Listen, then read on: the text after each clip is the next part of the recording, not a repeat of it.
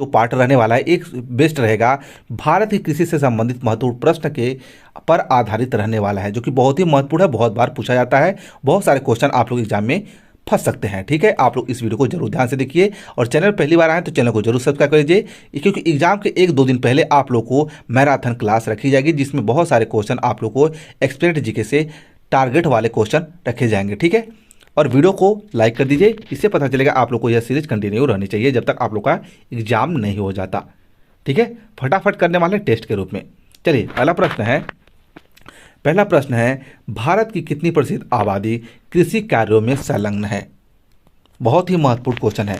भारत की कितनी प्रतिशत आबादी कृषि कार्य में संलग्न है। 85, 70, 55, 40। राइट आंसर होगा 70% आबादी जो है भारत की कृषि कार्यों में संलग्न है। आप लोग को याद रखना है, वेरी वेरी इंपॉर्टेंट क्वेश्चन है। वही क्वेश्चन आप लोग के सामने लेके आ रहा हूं जो बार बार एग्जाम में पूछे गए हैं और वेरी वेरी इंपॉर्टेंट क्वेश्चन है। ठीक है, अगला क्वेश्चन है भारत में फसलों की बुआई के अंतर्गत शुद्ध क्षेत्रफल लगभग है। कितना है। राइट आंसर होगा ऑप्शन सी 14 करोड़ हेक्टेयर है। ठीक है, शुद्ध क्षेत्रफल यानी ऑप्शन सी आप लोग का राइट आंसर हो जाएगा। ठीक है, अगला क्वेश्चन है कृषि भूमि को किस रूप में परिभाषित किया जा सकता है। कृषि भूमि को किस रूप में परिभाषित किया जा सकता है। राइट आंसर होगा कुल परती प्लस भूमि प्लस निवल बुआई की गई भूमि को कृषि भूमि के रूप में परिभाषित किया जा सकता है। ठीक है, आप लोग को याद रखना है। ठीक है, ऑप्शन डी आप लोग का राइट आंसर होगा। अगला प्रश्न है कुल जनसंख्या के उपलब्ध कृषि योग्य भूमि के क्षेत्रफल से विभाजित करने पर क्या मिलता है। राइट आंसर होगा कायिक घनत्व मिलता है। क्या मिलता है। कायिक घनत्व यानी ऑप्शन डी। अगला प्रश्न है कृषि उत्पादों की कोटि किस प्रकार की निर्धारित की जाती है। कृषि उत्पादों की कोटि किस प्रकार से निर्धारित की जाती है। राइट आंसर होगा एक मार्ग के आधार पर। किसके मार्ग पर। एक मार्ग के आधार पर निर्धारित की जाती है। आप लोग को माइंड में रखना है। अगला क्वेश्चन है HYV कार्यक्रम को भारत में डैश भी कहा जाता है। HYV कार्यक्रम को और किस नाम से जाना जाता है। राइट आंसर होगा नव कृषि नीति भी कहा जाता है, यानी ऑप्शन डी आप लोग का राइट आंसर हो जाएगा। चलिए अगला क्वेश्चन है झूम क्या है।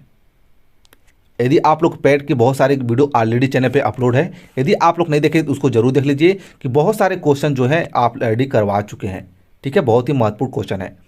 झूम जो है कृषि की खेती, एक प्रकार की खेती है।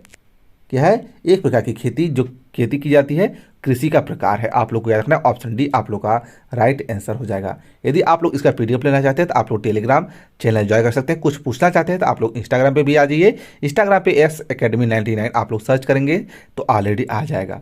ठीक है, या आप लोग को इसी चैनल के अबाउट सेक्शन में दोनों की लिंक भी मिल जाएगी।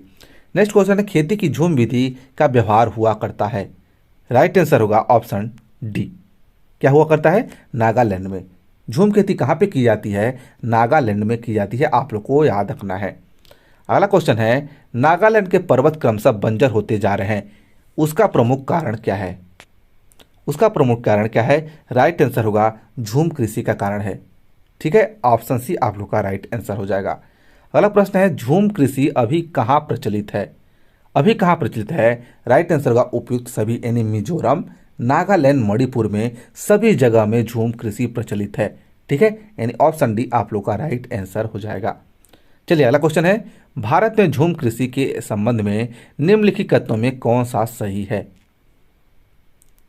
इनको आप लोग को पढ़ना है, कौन सा कथन बताना है, कौन सा कथन सही है। राइट आंसर होगा ऑप्शन डी 1, 2, 3 ये तीनों जो है ये सही है। यह भारत के उत्तर पूर्वी राज्यों से अधिकांश प्रथा है। इसके कर्तन दहन तकनीकी के रूप में उल्लेखित किया जाता है। इसमें मृदा की उर्वरता कुछ वर्षों में समाप्त हो जाती है। ठीक है, यानी तीनों ऑप्शन सही हैं। अगला क्वेश्चन है सोपान कृषि कहाँ की जाती है। सोपान कृषि जो है ये की जाती है पहाड़ों के ढलानों पर। कहाँ पर की जाती है। पहाड़ों के ढलानों पर की जाती है। आप लोग याद रखना, ऑप्शन ए आप लोग का राइट आंसर हो जाएगा। अगला क्वेश्चन है निम्नलिखित में से कौन सी मृदा अपर्दन की प्रक्रिया को तीव्र करता है। कौन करता है। ये करता है ढलान कृषि। कौन करता है। ढलान कृषि जो है अपर्दन की क्रिया को तीव्र करता है। अगला क्वेश्चन है बागान कृषि पैदा करती है। बागान कृषि जो है एक खाद्यतर फसलों को कृषि पैदा करती है। बागान कृषि जो है खाद्यतर फसलें पैदा करती है, यानी ऑप्शन बी आप लोग का राइट आंसर हो जाएगा। अगला क्वेश्चन है, भारत में बागवानी कृषि के अंतर्गत उगाए जाने वाले मुख्य फसलें कौन कौन सी हैं? राइट आंसर होगा चाय, रबर, नारियल और कहवा मुख्य रूप से बागवानी कृषि में उगाया जाता है, यानी ऑप्शन बी आप लोग का राइट आंसर हो जाएगा। ठीक है, चलिए अगला क्वेश्चन है, निम्नलिखित में से उस कृषि को क्या कहा जाता है जिसमें कृषि और पशुपालन दोनों ही साथ साथ किए जाते हैं? उसे क्या कहा जाता है? उसे कहा जाता है मिश्रित कृषि। क्या कहता है? मिश्रित कृषि कहा जाता है, यानी ऑप्शन बी आप लोग का सही आंसर हो जाएगा। अगला क्वेश्चन, निम्नलिखित में से कौन सी मिश्रित खेती की प्रमुख विशेषता है? कौन सी है?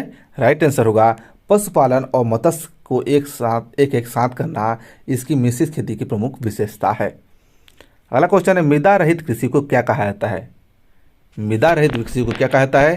कहता है जल संवर्धन कहा जाता है। क्या कहता है? जल संवर्धन। ठीक है, आप लोग को ज़्यादा टाइम लग रहा हो यानी क्वेश्चन करने में फटाफट लग रहा हो तो आप लोग इस वीडियो को एक या दो बार जरूर देख सकते हैं। नेक्स्ट प्रश्न है, पेड़ों की कतार के बीच में फसलों को उगाने को क्या कहते हैं? क्या कहता है? राइट आंसर हो जाएगा ऑप्शन सी यानी कृषि तोंग्या प्रणाली। पेड़ों की कतार के बीच में फसल उगाने को क्या कहते हैं? तोंग्या प्रणाली। अगला क्वेश्चन है, चलासी कृषि निम्नांकित राज्यों की पहाड़ी क्षेत्र की प्रमुख समस्या है। कौन सी समस्या है? ये असम और बिहार की प्रमुख समस्या है चलासी कृषि। कौन सी? चलवासी। अगला क्वेश्चन है, भारत में स्थानांतरित कृषि की स्थानीय नाम क्या है? राइट आंसर होगा ये सभी। जो भारत में स्थानांतरित थी यानी एक जगह से अभी एक मौसम में यहाँ पे दूसरी जगह करेंगे और दूसरे मौसम में यानी दूसरी जगह करेंगे, यानी स्थान का परिवर्तन करना स्थानांतरित कृषि कहलाती है, जिसका स्थानीय नाम है कुमारी, झूम, पेंडा, यानी ऑप्शन डी आप लोग का राइट आंसर हो जाएगा। अगला प्रश्न है, समानांतर फसल का एक उदाहरण है। समानांतर फसल का प्रमुख उदाहरण क्या है? ए है गेहूँ और सरसों, यानी ऑप्शन ए। नेक्स्ट प्रश्न है, कृषि में युग्म पैदावार का आशय है। राइट आंसर होगा ऑप्शन ए एक साथ दो फसल। नेक्स्ट प्रश्न है, भारत में किस क्षेत्र में अत्यधिक असंचित खेती की जाती है? राइट आंसर होगा ऑप्शन बी दक्कन के पठार में। अगला प्रश्न है, भारत में सिंचित क्षेत्र के सबसे अधिक भाग पर खेती होती है। राइट आंसर होगा ऑप्शन ए ईख की। किसकी होती है? ईख की, यानी ऑप्शन ए आप लोग का सही आंसर हो जाएगा।